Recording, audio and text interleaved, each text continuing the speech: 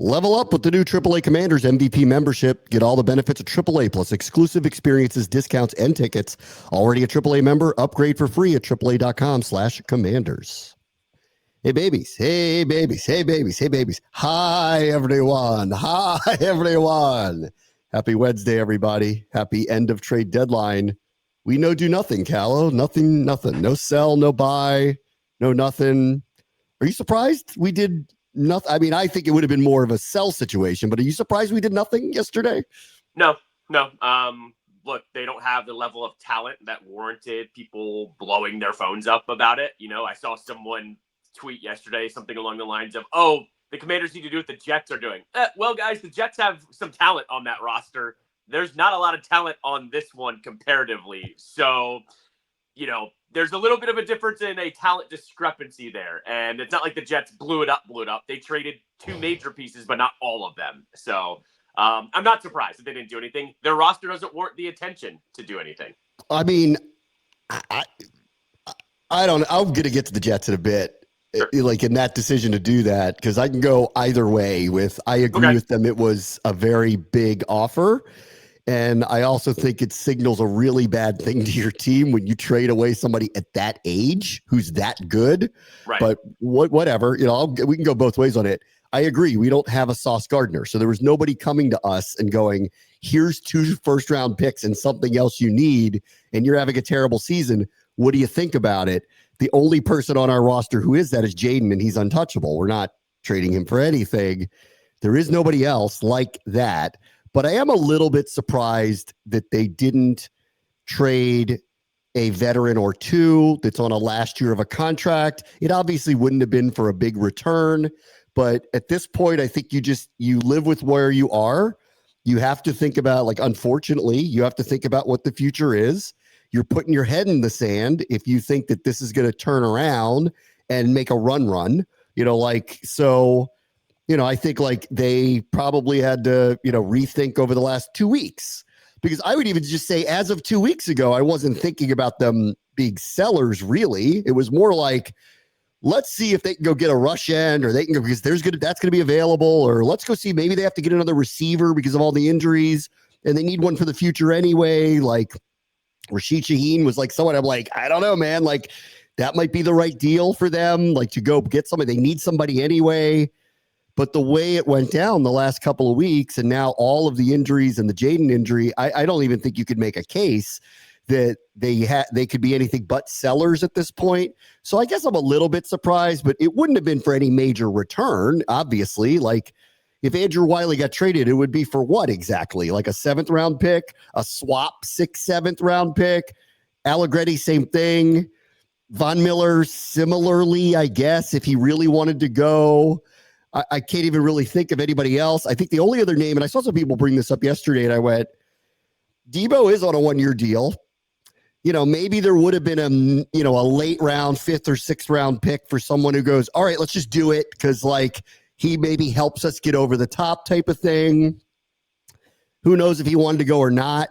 Who knows how the team feels about extending him, because they do have to make that choice. And it's not like some of the other guys that we're talking about where we're I'm not sure they'll be back because they'll probably want to get younger. But Debo's going to be one of those that we ask a big question about. What do you intend to do with him after the season's over? So I saw that name and I'm that's somebody of value. But again, that's not for a high pick. That would just be let's just get an asset back because we lost this season and let's just do something about it. But if they do intend to bring him back, long-ish term, next year or two, whatever it may be, then maybe they're just suck it up, don't trade him. Let's just keep him here, try to keep him healthy. We'll deal with it in the offseason.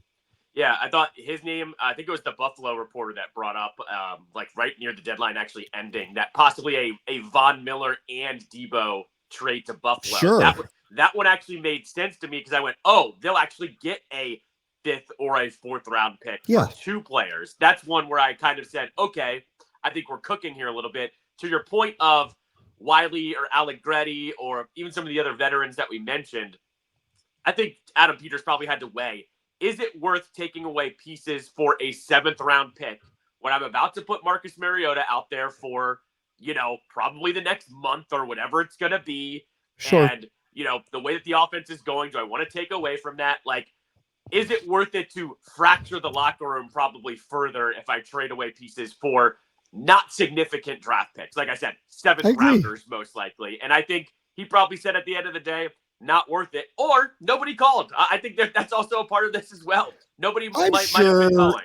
Yeah, I believe the reporting that people were like is widely available because he's a backup and he's on the last year of his deal. And you know, what are they going to get for him? It's going to be a pick swap at best. Like it's Right. for a seventh for a sixth, you know, to move up just a little bit.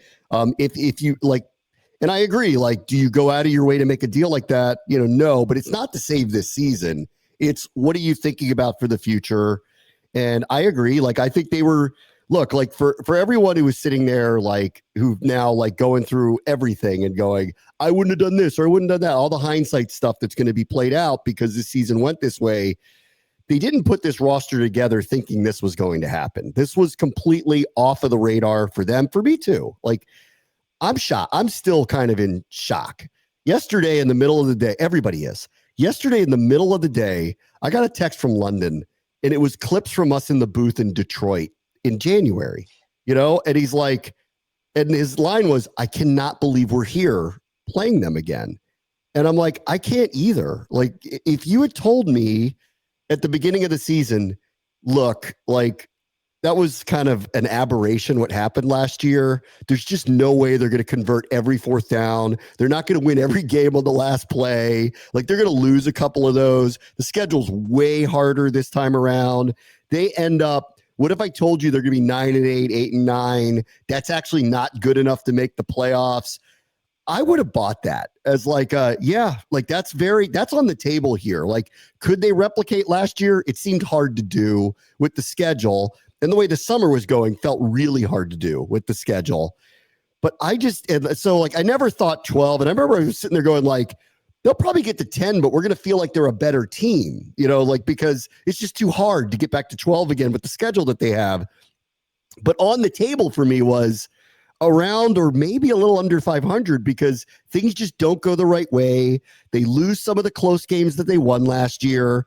There's just a couple too many injuries that they didn't have last year, and it just kind of doesn't go their way. But they're really competitive, and they're in the fight the whole way. This just was off the radar for me, and I think it was off the radar for everybody. So everyone who's playing hindsight GM with the team going, well, I wouldn't have done this or I wouldn't have done that. Yes, you would have. Everybody thought back in February and March, like, okay, let's go get Laramie Tunsil and Deebo Samuel. Let's see what that does for the Superchargers and offense that was already way ahead of schedule to start with. Like, they need more pieces on both sides of the ball, but like, hell, like, look how they play. Look how they're together. Look at what Jaden is. Like, let's go take a shot with it. And I have no regrets over any of that. I am stunned that we're here today. I'm stunned that we're talking about in early November the pieces they woulda, coulda, shoulda sold because that's not what they built their roster for. Like I was like on with Kime last, like doing his live stream, and I'm like, Mike Rizzo used to do this. He'd get these veterans, and it's like you knew he was going to flip them, you know, like at the deadline. That's not what this team did at all. They got all of these people thinking it was going to help them make a potential run again. And this outcome being practically non-competitive for the last 6 quarters and really against Dallas for the majority of that game too, it's just such an indictment when Dallas beats you the way they did, turns around and gets roasted the very next week, loses at home to Brissett and the Cardinals. It's such an indictment of the way you're playing right now. I just didn't have this as even a possibility. And I think there was a shock part of this that, like, as they got to the deadline, I think all of us went, well, we are where we are, so maybe they just have to do a couple of things. But I bet in that building, it's still kind of like shell-shocked from the whole thing that we're here, and they even had to think about it that way. Yeah, I mean, I don't know what the logic behind yesterday was, too. Like I said, if you have to weigh tearing a team down a little bit more for some 7th-round picks, I'm sure Peter's probably skewed toward no on that. To your point, too, though, it does just tell you that once the offense was compromised, whether it was Terry McLaurin, whether it was Jaden Daniels, whether it was Terry and Deebo being marginalized, whether it was just not having weapons on that side of the ball, how much it did cover up the defense's inefficiencies last year as well. That the offense putting pressure on the other team helped out the defense so much that they were able to mask a bunch of that. Yeah, they had 5 or 6 last-second wins, but the defense was able to kind of pin their ears back at times to take out teams. Well, you marginalize the offense, all of a sudden the defense is really compromised at that point, and we're seeing what happened. I mean, I said to you, and I keep saying it, they've lost 3 straight games by 21 or more points. That's crazy. I would have never thought they would have gotten here.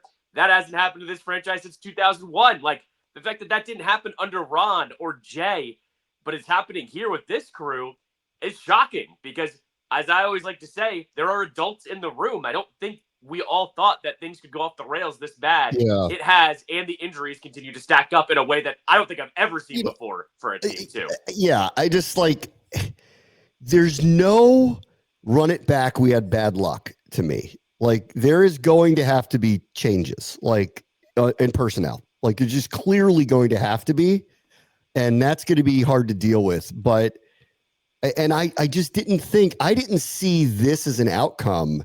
So when they did the things they did, I'm like, man, they are threading a needle with an older roster. But I do just trust the people in the building that they're going to figure it out. And it may not end up in the Super Bowl, but it's probably going to end up being really competitive again. And let's just see how it lands. And it always matters who you play, when you play them. Schedule's very, very hard. They probably won't get as lucky. We saw it early with injuries as they did a year ago. Maybe some of these close games just don't go their way, like they did a year ago. Like, I bought all of that, but I just never saw this. And there's a reckoning that's going to have to happen. And they're just in the middle of it. I think they're in a grieving process of the plan went so awry. And I don't think anyone foresaw it going this way. Like, this wasn't one of those where you're watching it from afar going, that's going to end up in a car wreck where the car goes over the cliff. Like, I didn't feel that way at all. I thought I was clear-headed of this might not work out the way they hope just because of a lot of things around it. But I really never saw 3-6 and getting boat raced and then add in the unfortunate part of they're one of the most injured teams in the NFL at critical positions. They've never had their team together. And so it all piled up into this, mess that they're in, but they're not going to be able to run this part back. And I think that's the hardest part of when you do put together a roster that has a lot of veterans that don't have a lot of stock with being here and things do go sideways on you. You do have to make choices for the betterment of the future of the franchise. And that's why I agree with you. They didn't have a Sauce Gardner to trade, so they weren't going to get some big, huge package back for anybody. But I am a touch surprised that they didn't just go, we might as well just move a couple people and just get whatever we can, because I know we didn't plan it this way and we never expected this to happen, but here's where we are. Let's just do what we can. And that's so I'm just, not a ton surprised because there wasn't a lot, I think, to gain, but a touch surprised they didn't do anything to just kind of wave the white flag a little bit and go, we'll just have to take what we can get and head into next year. Yeah, like I said, I think you have to weigh that with your roster, and was it worth getting a couple 7th round picks, to probably further dig yourself a little bit deeper?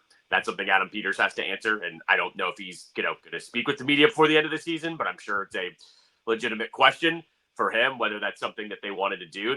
The other side here, too, is to your point of, they can't really run this back, right? There's some major questions now, right? No. I think what actually is kind of the most damning thing of probably the last month, and I've started to do it, and others have started to do it as well, is you have to start picking apart Peters' moves, not only from the last draft, but the draft before in 2024 as well, because of the fingers are going to get pointed everywhere for sure. And when things go like this, it just goes with the territory. Yeah. But what I think is actually kind of the most damning thing about Peters is you're asking about some of his picks and you're thinking, oh, well, if he gets more picks, there's more, choices to get onto the roster, and you flood it with young talent. And you're kind of like, I did this yesterday he had 3 second-round picks in 2024, and only one of them might be really working out or was worth the value, essentially. He had a pair of 3rd-round picks. Same thing. It's questionable value on who he picked. So the other side of this, too, is like the trustworthiness in Peters got eroded, I wouldn't say fast, but it's starting to erode with the fan base a little bit of some of the choices that he's made, too. And that's just what happens when a season goes sideways like this, is what I'm getting at.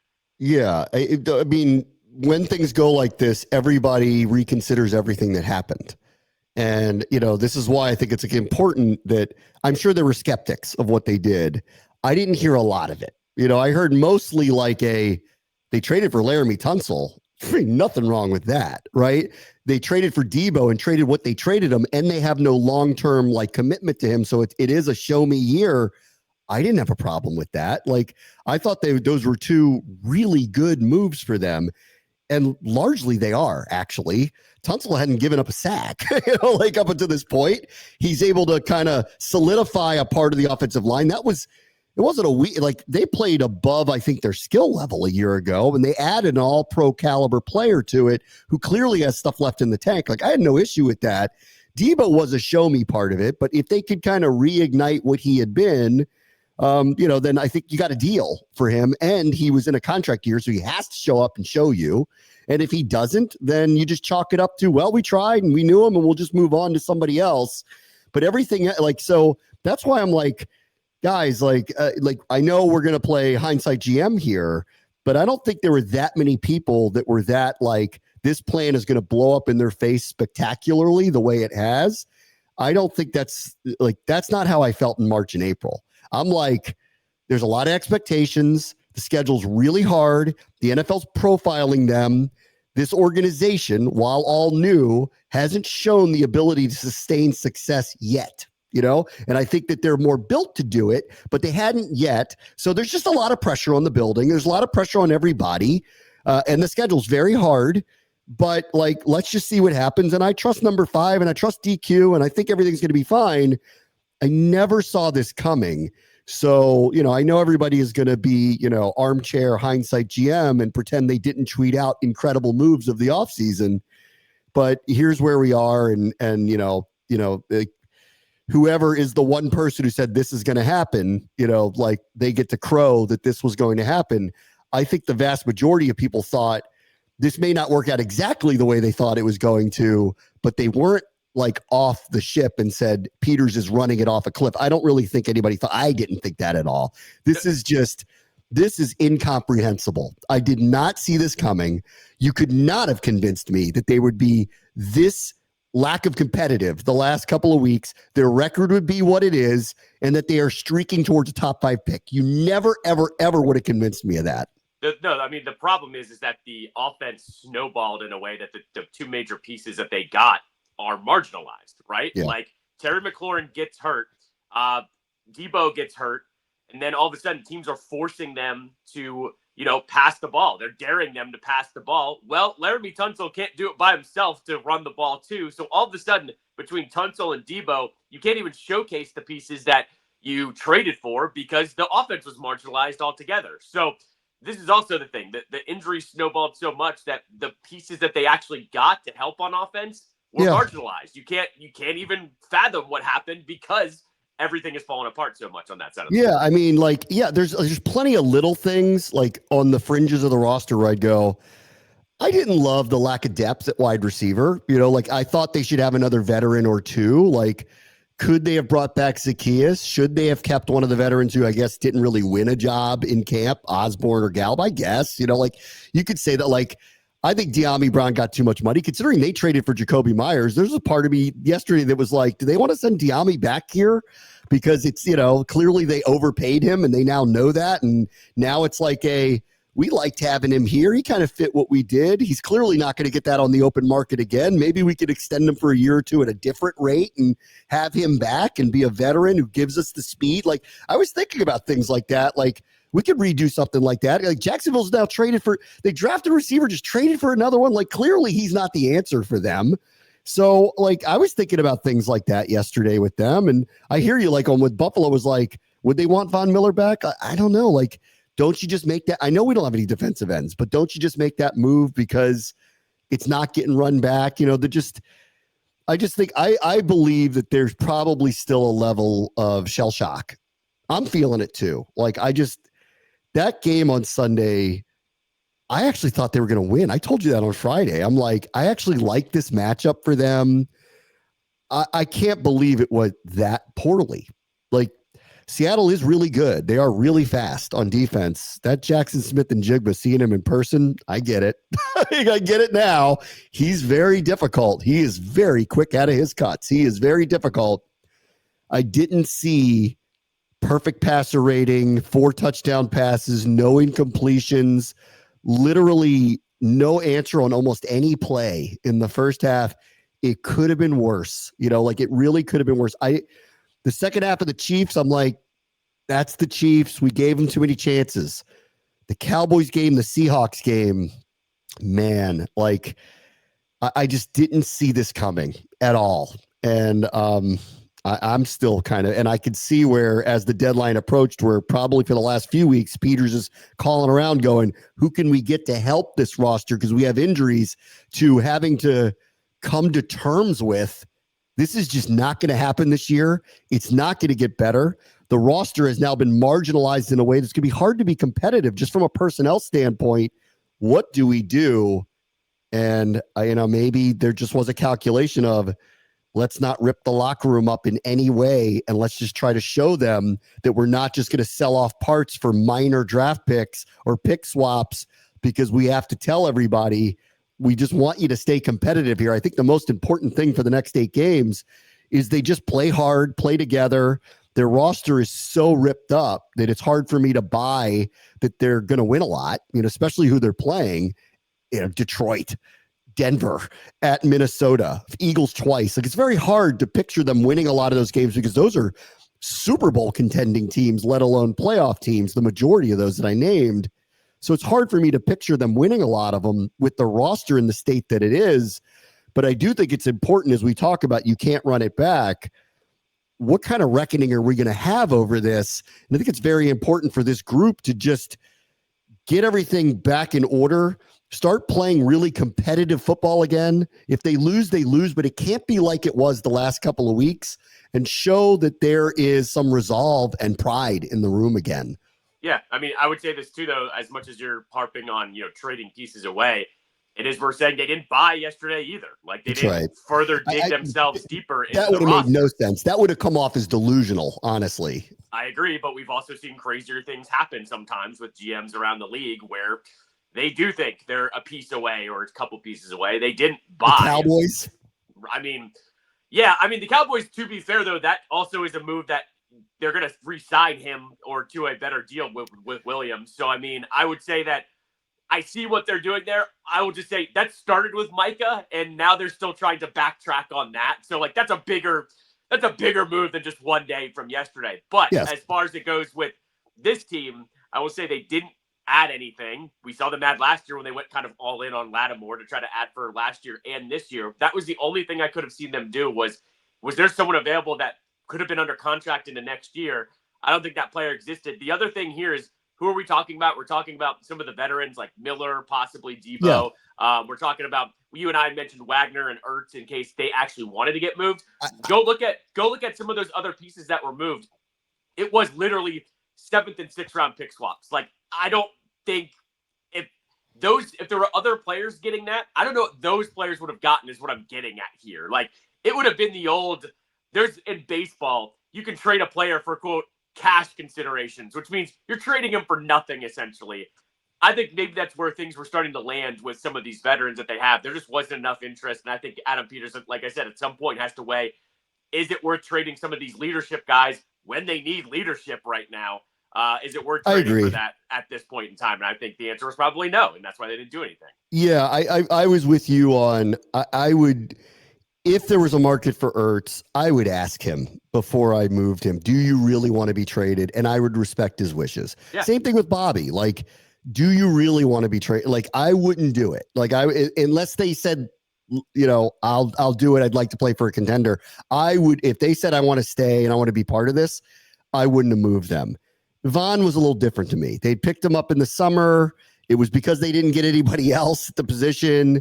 It's clearly not working out. Yes, they don't have any defensive ends, but if he had some value on him, and it's unlikely he'll be back next year, and he wasn't part of the resurgence of a year ago, he was one that stood out to me. Like, if there's a market and there's somebody that wants him, and you go to him and say, would you like to go play for a contender for the second half of the season? And he says yes, then I think that that's a move.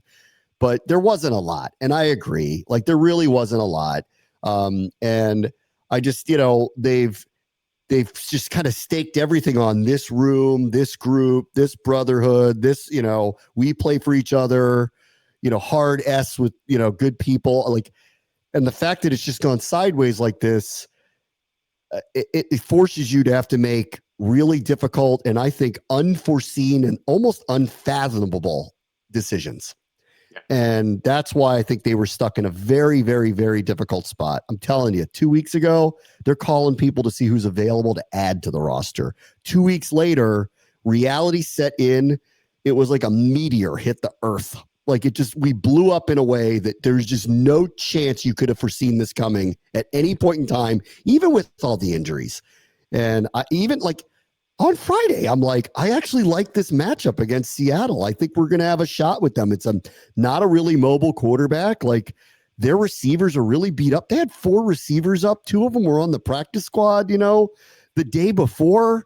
Like the way they play defense, they're going to rush up the field. It's going to open lanes for Jaden. I actually think we're going to be able to move the ball a little bit, partially because of his legs. I just could not believe we were sitting there at halftime and they had just been completely outclassed and shredded the way that they were. I just couldn't believe it.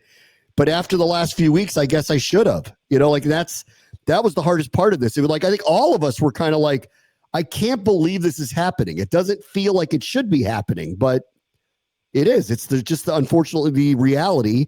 And now we need to get over it, move on. And they just need some pride, execution, competition needs to just take over again and just do the best they can in the games with the roster that they have left.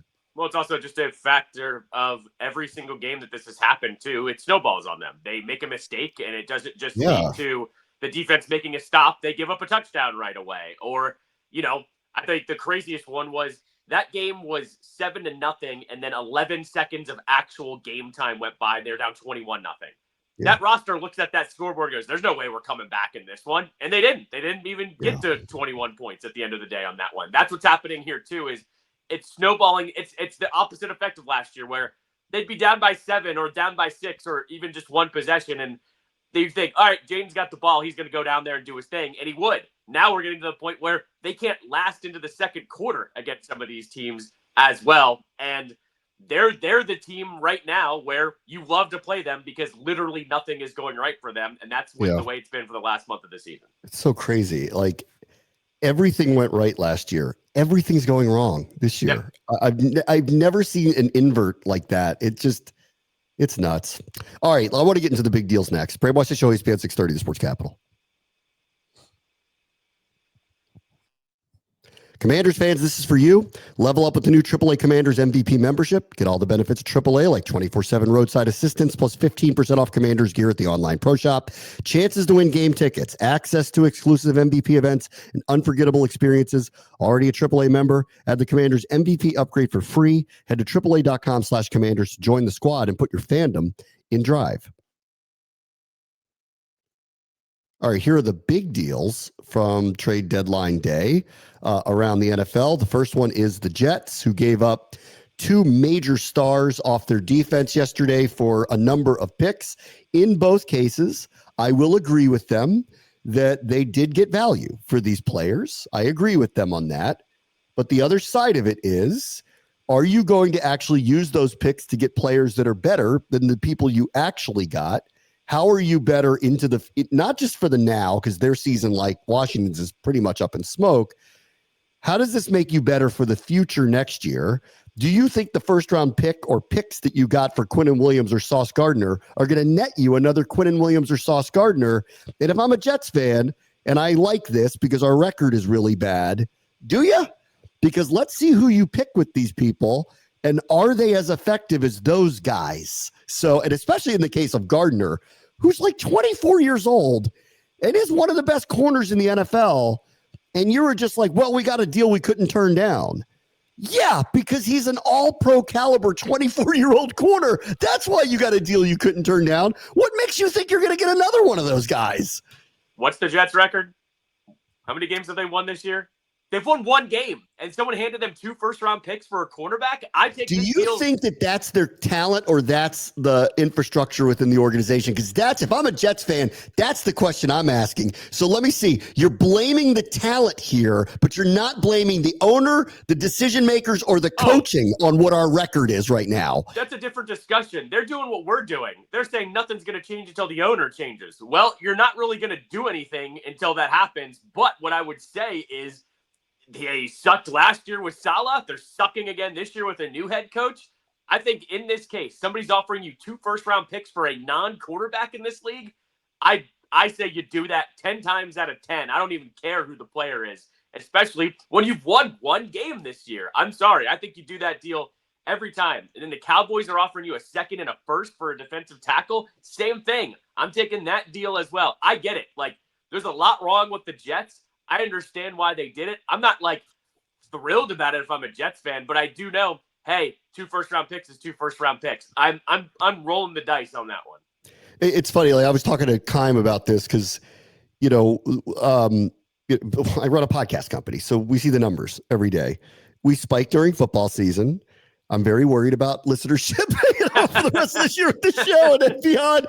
But Sure. Well, hopefully, there's one other time of the year where the numbers go crazy, and it's the draft. And there is kind of nothing like having a lot of draft picks and a lot of hope and a high draft pick that actually generates interest. And that's not what a team should be about. A team should be about winning, but it is true that getting all these picks, it's why it juiced up all these Jets fans in the middle of a lost season to go, well, watch what happens next year.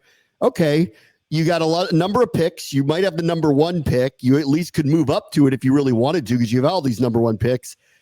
Are you guys in the end going to go, we gave up Quinnen Williams and Sauce Gardner and got the Indiana quarterback, and we're psyched about that? Ask yourself that, because that's probably what is going to end up happening here. So just ask yourself that if you feel like that's going to end up being the result that makes you really happy about the future of the New York Jets. Yeah, but the other side of this, too, is it's another lottery pick. You got 2 first-round picks. Do you think the Colts are going to be as good as they are next year? Because they hit the lottery with Sauce Gardner. I mean, that's the crazy part. Like, when you get somebody that good, you hit the lottery. No, I agree on that. That's the right move, especially if you're going to have to try to take out Mahomes or Josh Allen. Like, you have a shutdown corner now. That's the way to go about it if you want to be competitive. But I think the key here is not this year's first-round pick. I think it's next year's first-round pick, because I don't buy that the Colts can do this 2 years in a row. I think they are magic in a bottle right now. I think you're rolling the dice on that one by saying, look, they might be bad the following year, and maybe they don't draft a quarterback this year. They wait till next year, hoping that it's a top 10 pick, that the Colts are bad, and most likely they're going to be bad too. So they might have 2 top 10 picks. I'm just saying here, anyone offers you 2 first-round picks, I think you take it, especially when it's not a quarterback. And I said the Jets, this was overdue. I thought they should have done this last year. I thought they should have started to blow it up a little bit last year. Not everybody, but they had talent. I thought they should have started amassing some of those draft picks to hit the reset button, and now they're doing it, and I think they got more value than they would have in the offseason. So they've changed essentially their tact, okay? They signed Wilson and Sauce before the season to try to show the locker room we're not, just because we changed GM and changed coach, we do know who our talented players are who have stuck through it, through all of what's happened recently. We're going to reward you for being loyal to the Jets, and we know that they didn't overpay Sauce or Garrett Wilson. They're legitimately top-end, top-tier talent players. Yeah. 8 weeks later, they're like, we'll take a good – I'm not saying they didn't get a good deal for him. They did. I'm not saying they didn't. They did. But I don't know what exactly this does to the remaining group when they look at this and they go, that's our 2 best defensive players that just went. And they would have traded Breece Hall too if they had gotten just a little bit more than what they wanted. I don't know. It feels like, what are we about? If I was like some of the guys who are remaining there, what are we about if we're trading away these people? You're splitting hairs, man. They're a 1-win team. They had team meetings before week 1. I'm just saying, I don't think it matters, is what I'm getting at here. Then they got a bunch of draft picks while they still suck anyways. I think you're rearranging, the chairs in the Titanic here. I'm just saying, if I'm looking at this, I'm going, okay, you guys got good deals, but the people who are making the decisions gave him the money in the first place because he's talented, and the coaching staff is probably the reason why you're one and whatever. It's not really you're throwing out some talented people and saying, but we'll fix it. So if I was a Jets fan, I'd be looking at that and going, really? Will you? Okay, show me then. And that is a leap of faith considering how much talent they have and how poor their record is.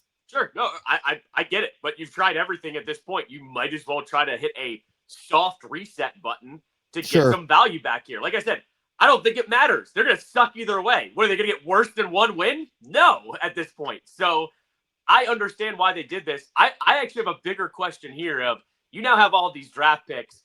It hasn't really worked out with Glenn. Is he about to be a one-and-done head coach too? I think there's a legitimate question about that, because you could really hit the reset button after this season. And at that point, I would actually understand what they're doing. As for the Colts, they overpaid. I'm not saying they didn't. Oh, yeah, of course. They did. But they're going lightning in a bottle. We're going to win this division. We have a shot at a 1 seed. This guy makes us exponentially better overnight. It's not like we're going to ask him to learn the offense. He just goes and plays corner against, we're going to stick him on everybody's best receiver. It's not like there's going to be some big incorporation period for us because he already signed the extension. The dead money that the Jets eat on it actually makes this a little more affordable, and he's under contract for a few more years. That's why the cost was so high. If he was a free agent to be, then I don't think they would have been able to do something like this, or the Jets would have been able to ask for that. But the Jets got it because you have him under contract. So this is a risk. This is risky for both sides, honestly. But I do think I get where the Colts are coming from. And I'll go back to what I said originally about it.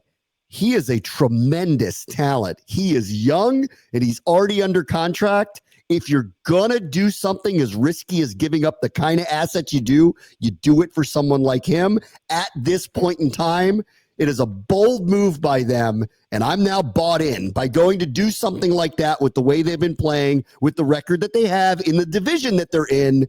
They're going to have a high seed, if not the 1 seed by the end of all of this. Yeah, I mean, there's so many layers to this. One, Daniel Jones is on a very team-friendly contract, so you can add talent like this and look ahead with the contract as well. You don't have to worry about negotiating with him, right? What do we always say the worst part about a star being on the block is? It's usually they want a contract, right? And you have to not only trade the assets, you have to hand them the contract. Well, in this case, you're just handing them the assets, and the contract is already right there, and you get them for 4 years at this point. So honestly, they're looking at it like that too. They have a starting corner that they can just lock into the roster for the next 4 years. The other side of this is the player that they got is going to help so much against the teams that are in front of them, right? Yes. It's going to help against the Bills. It's going to help against the Chiefs, the Broncos, all those teams with these passing offenses. The Patriots, well, they might win that division. You can literally lock him into on all those number 1 corners.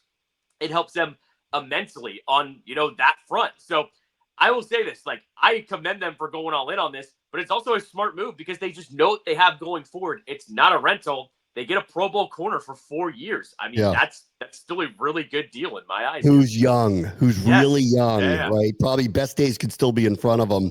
As for the Cowboys, they're overcompensating now for the Micah decision. That is so clear as day. They're making, and in this case, a move that, look at their record right now. Now, similarly, Quinnen Williams is under contract for the next couple of years. So it's not like that they have to pay him either. And it becomes a really good deal for them for a couple of seasons because they don't have to pay him. By the time his contract ends, he will be almost 30. So then they can make a choice about him. They gave up a first-round pick for someone who may or may not be able to really help them this season. It's really for next season. And I honestly, it read to me like they're overcompensating for being just raked over the coals for letting Micah Parsons go. That's what it really feels like to me. If you would have told me they were going to basically trade Micah Parsons for Clark and Williams, I would have said that's at best a wash. You're not getting better overall there. Like, you're taking a top 5, top 3 edge rusher and getting 2 very good defensive tackles. I get it. Maybe you're going to stop the run a little bit better, but I'm not seeing it. Like, you're not dominating teams up front with that. And also, if you are a team that openly talks about that you like storylines because you like moving the needle, Micah Parsons moves the needle for your team. Neither one of these guys do. So if that's a priority for you too, you let the star walk out of the building. Like, what I will say is this. It's the one little counter that I'll see here is that Micah made that Packers defense very, very good, but they've also been inconsistent this year. So I will say the Cowboys, at bare minimum, were going, it's a swap out of parts, and I'll hear their argument, but I'm also with you too. Why are you making this move now when you've only got 3 wins and you're doing this after you lose to the Cardinals? I feel like it reeks of desperation. I also look at this. You give up a second this year and a first next year.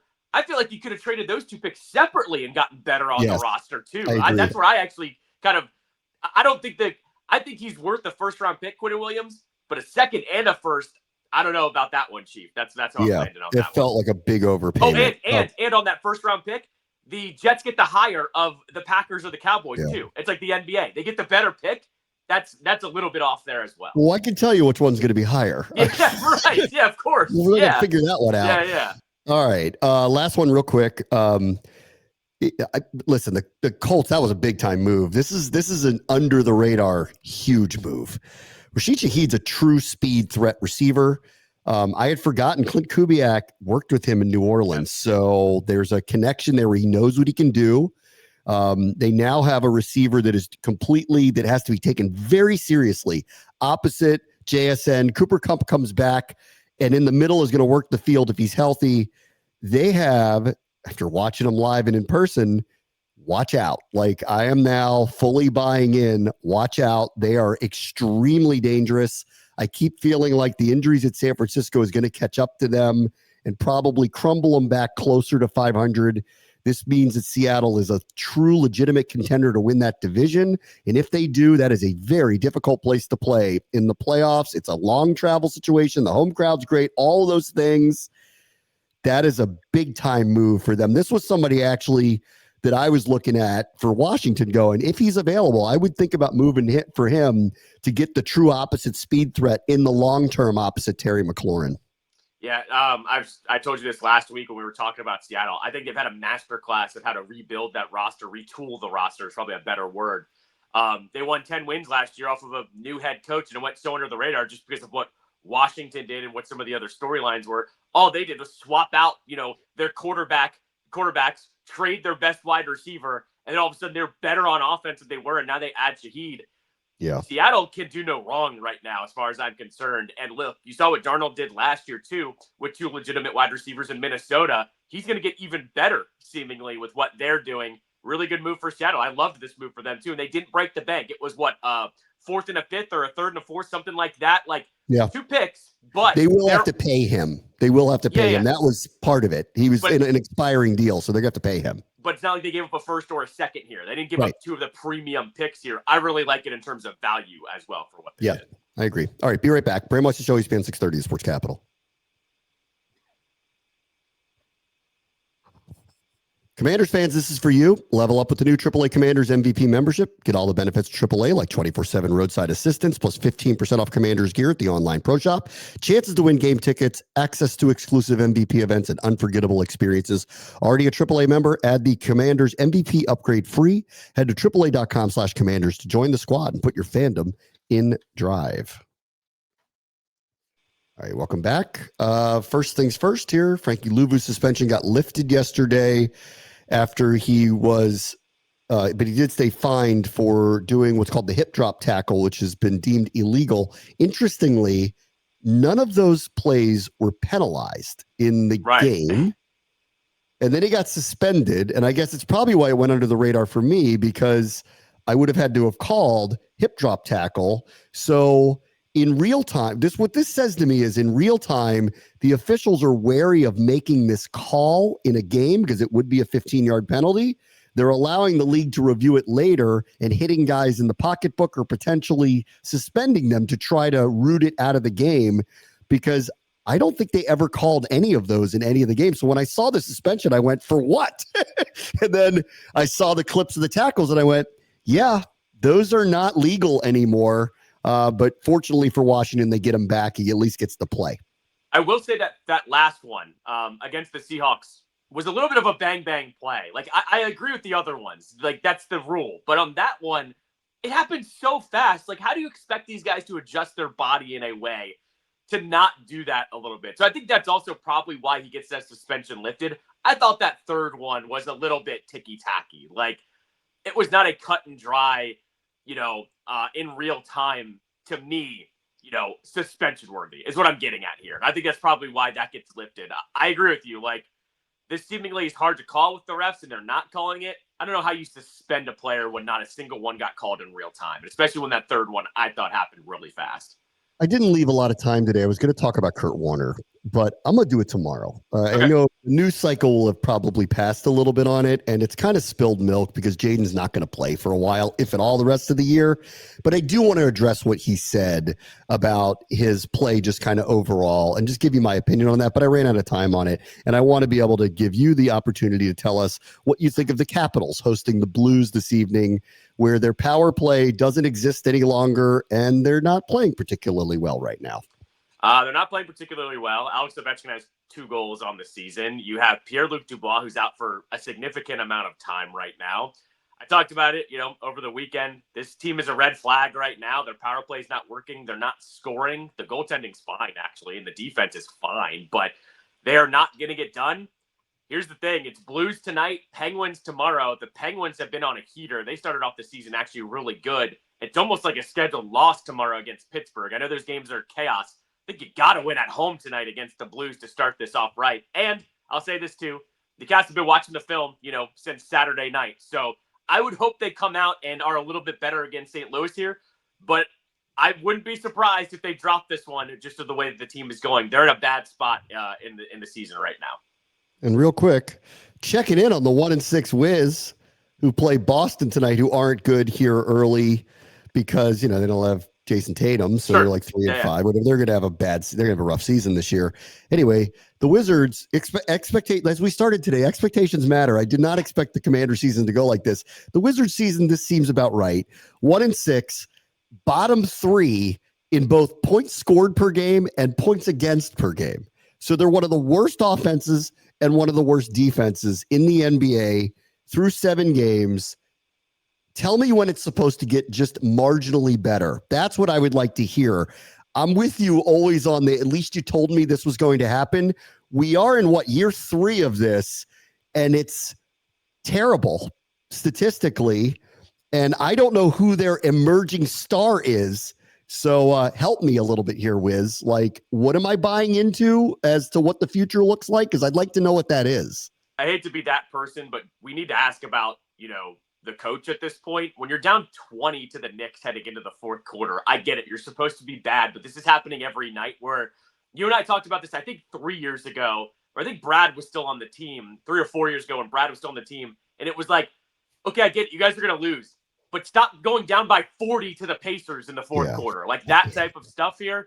Guys, it's hard for me to buy in when you're down that much against every team, let alone like last week, they're down by 20 to Orlando at home. Like, where's the line here? That's what I have to ask. I get it. You're going to be bad, but where is the line of we need to take some responsibility at some point for what's going on?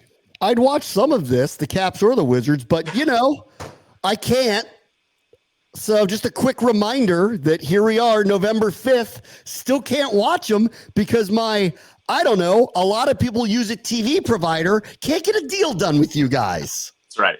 Awesome. Exactly. Yep. Awesome. All right, everybody. Talk to you tomorrow. Brave Buster Show, ESPN 630, the Sports Capital.